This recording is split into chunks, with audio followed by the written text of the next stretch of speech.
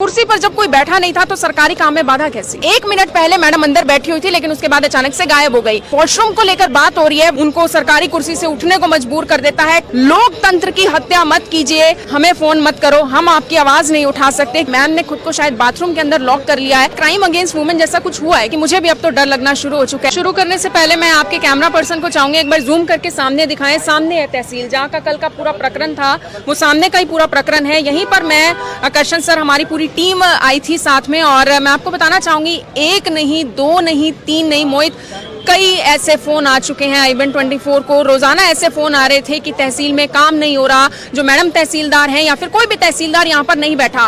मोहित, आपको भी पता है करनाल जिला अपने आप में एक बहुत बड़ी तहसील है यहाँ की, ठीक है, और यहाँ पे लोग बहुत सारे काम करने को लेकर, लेकिन जो तहसीलदार है उनके पास 4 जगह के चार्ज है। निसिंग का भी है, नीलोखेड़ी का भी है, इंद्री का भी है, करनाल का तो है ही है मेन। तो आप ये समझिए कि एक दिन भी अगर वो कहीं जाती होंगी तो वो मुश्किल से वहां पर काम कर पाती होंगी। लेकिन करनाल में तो ऐसे हालात बन चुके थे कि मैडम आती भी है तो भी शायद काम नहीं करती, ऐसा लोगों का कहना था और लोगों की बात ही हम आगे पहुंचाते हैं। कल भी हमें बहुत सारे लोगों ने कहा, मैसेज दिए, फोन कॉल कर कंप्लेंट की, उसके बाद हम यहाँ पर मौके पर पहुंचते और ये हमारा रोज का काम है। मोहित, आप भी यही काम करते होंगे, आपको लोग फोन करके बुलाते होंगे, आप भी जाते होंगे और अपना काम करते होंगे, रिपोर्टिंग करते होंगे।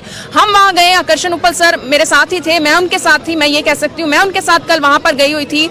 महिला अधिकारी, आप ये समझिए कि अगर इस तरीके की कोई धारा लगाई गई हो, मैं इस वजह से कह रही हूँ जो आपने बताया और जो सबको पता है कि नॉन अवेलेबल धाराएं लगाई गई हैं। हालांकि वो धाराएं कौन सी हैं, FIR में क्या पूरा मेंशन है, इसके बारे में कुछ जानकारी नहीं है, क्योंकि वो FIR हमने चेक की है, वो FIR ऑनलाइन भी कहीं पर भी शो नहीं हो रही है। वो ऑनलाइन कहीं शो नहीं हो रही है कि हम देख लेते हैं उसे कि कौन कौन सी धाराएं लगाई गई हैं, क्योंकि बताया यह जा रहा है कि काफी गंभीर धाराएं हैं। और अब देखने वाली बात होगी कि न्यायालय में होगा क्या। लेकिन कल का मैं एक बार पूरा प्रकरण बता देती हूँ।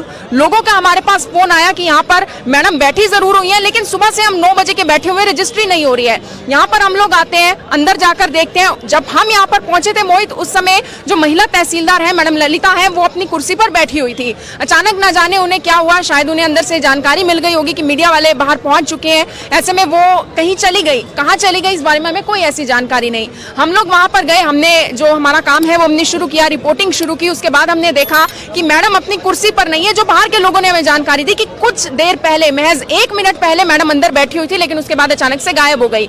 जो बाहर उनके जो बाहर खड़े होते हैं दरवाजे के बाहर, जो सिक्योरिटी वाले हैं या फिर उनके जो कर्मचारी हैं, उन्हीं को हम लोगों ने कहा कि आप हमारे साथ अंदर चलिए और एक बार देखिए कि मैडम कहीं अंदर तो नहीं है। तो उन्होंने दरवाजा खोला, जो उनके साथ वाला जो एक सोफा वाला एरिया था, ड्राइंग रूम हम उसे बोल सकते हैं, वॉशरूम। मैं आपको एक और चीज जरूर बताना चाहूंगी, ये जो वॉशरूम को लेकर बात हो रही है, वॉशरूम काफी दूर था। वॉशरूम तक तो ना मैं गई, ना सर गए, ना कोई और गया, वहां तक कोई नहीं पहुंचा। इनफैक्ट मोहित, हमें पता भी नहीं है कि वॉशरूम अंदर था, कितनी दूर था, कुछ नहीं पता इसके बारे में। था नहीं था, हमें इसके बारे में कुछ जानकारी नहीं मैडम। लेकिन जब हमने देखा उन्हें लास्ट में, वो सोफे पर बैठी हुई थी। न जाने उसके अलावा वो कहाँ खड़ी थी, बैठी थी, हमें नहीं पता वो क्या कर रही थी। व्हाटएवर, वो उनका पर्सनल इशू है। बट द थिंग इज, जहां उनको होना चाहिए था अपनी कुर्सी पर, वो वहां नहीं थी और यही पूरा मुद्दा था। न जाने उसके बाद ऐसा क्या हुआ, किसको क्या दिक्कत हुई कि इस तरीके की धाराएं लगा दी गई, FIR दर्ज कर दी जाती है और शाम को उनकी गिरफ्तारी हो गई। मोहित, देखिए, सरकारी काम में बाधा डालना, फर्स्ट ऑफ ऑल सरकारी काम में बाधा डालना क्या होता है? जब आप अपनी कुर्सी पर बैठे हुए हैं, कोई भी सरकारी अधिकारी अपनी कुर्सी पर बैठे हुए हैं, कोई भी जबरन जाकर उनका दरवाजा खोलता है, उनको सरकारी कुर्सी से उठने को मजबूर कर देता है, काम नहीं करने देता, या फिर उनके आगे से कोई डॉक्यूमेंट ही उठा ले, ये होता है सरकारी काम में बाधा, उनके काम में अड़चन पैदा करना। लेकिन यहाँ पर तो कुर्सी पर कोई नहीं था। आप साफ तौर पर हमारी वीडियो में देख सकते हैं, कुर्सी पर जब कोई बैठा नहीं था तो सरकारी काम में बाधा कैसी?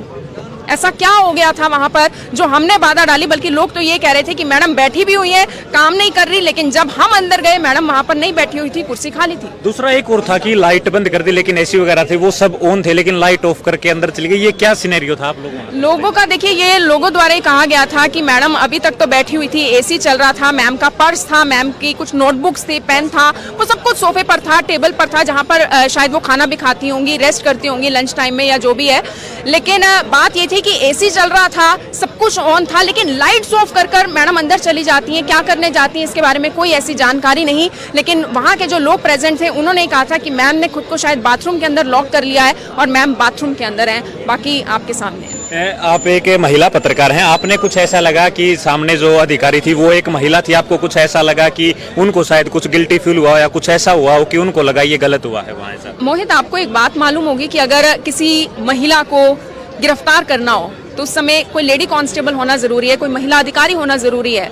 ऐसे में आप ये समझिए कि महिला अधिकारी वहां पर बैठी हुई थी, मैं खुद महिला पत्रकार हूं, मैं वहां पर हूं, तो मुझे नहीं लगता कि क्राइम अगेंस्ट वुमेन जैसा कुछ हुआ है, क्योंकि मैं चश्मदीद हूं, मैं वहां पर खुद मौजूद हूं और भी बहुत सारी महिलाएं थी। ऐसे नहीं है कि जो तहसील में और कर्मचारी है वो महिला भी वहां पर मौजूद थी, तो मुझे नहीं लगता कि इस तरीके की कोई भी धारा लगानी चाहिए थी। फिर ये जो कार्रवाई हुई, जिस तरीके की धाराएं लगाई गई, इसके पीछे प्रशासन की क्या मंशा नजर है? मतलब मंशा क्या थी फिर इस तरह की? मंशा तो देखिए साफ है, जो हम सुबह से बात कर रहे हैं, कल से बात कर रहे हैं, लोग आखिर क्यों प्रोटेस्ट कर रहे हैं? लोग इस वजह से प्रोटेस्ट कर रहे हैं। मैं चलो बाकी सबकी छोड़ो, मैं अपनी बात बताती हूँ। मैं खुद महिला पत्रकार हूँ और मुझे ऐसा लगता है कि मुझे भी अब तो डर लगना शुरू हो चुका है कि अगर मैं कल को किसी भी सरकारी अधिकारी के खिलाफ, मैं खिलाफत की बात नहीं कर रही हूँ, मैं बात ये कर रही हूँ कि अगर वो काम नहीं करेंगे, हम उनकी आलोचना करेंगे, लोग उनकी कंप्लेंट करेंगे। और यहाँ पर एक और बड़ी चीज ये है कि ऐसा नहीं है कि पत्रकार आकर्षण उपल की ही गिरफ्तारी हुई, गिरफ्तारी उस कंप्लेनेंट की भी हुई, जो आपने देखा होगा, सुमित उनका नाम है, जो आगे आगे गए, जिन्होंने हमें फोन कर बुलाया, जिन्होंने ये सारा मामला हमें बताया कि उनकी रजिस्ट्री नहीं हो रही और उनकी रजिस्ट्री भी रख ली जाती है, वो भी मामला सामने आया था। तो आप ये समझिए कि ऐसा नहीं है कि लोकतंत्र की हत्या है, लोकतंत्र में पत्रकारों की हत्या तो है, ये आम लोगों की भी हत्या है जो सरकार के खिलाफ अपनी आवाज उठाता है। जब सीएम सिटी में ये हालात हैं, मुख्यमंत्री खुद यहाँ के विधायक है, जब यहाँ इस तरह के हालात हैं, तो हरियाणा में किस तरह के हालात देखते हैं? मतलब होगा क्या आने वाले टाइम में? सोचते हैं कि हम पत्रकार बनेंगे, वो क्या सोचते हैं? देखिए, ये साल 2024 में आपको पता चलेगा, जब इलेक्शंस होंगे आपको पता चल जाएगा, क्योंकि लोग अपने अपने रुझान देते हुए नजर आ रहे हैं, लोग अपने अपने विचार रखते हुए नजर आ रहे हैं और लोगों को पता है कि किस सरकार में क्या काम हो रहा है। मैं ये नहीं कह रही हूँ कि किस सरकार में अच्छा काम हो रहा है, बुरा काम हो रहा है, लेकिन लोकतंत्र की हत्या मत कीजिए, हम लोगों को दबने पर मजबूर मत कीजिए, हम लोगों को इस तरीके से प्रताड़ित मत कीजिए कि हम लोग भी सारा काम धंधा खत्म करके अपने अपने घर बैठ जाएं और हाथ जोड़ लें कि भैया हमें फोन मत करो, हम आपकी आवाज नहीं उठा सकते। क्यों? क्योंकि हमारी आवाज दबाई जा रही है।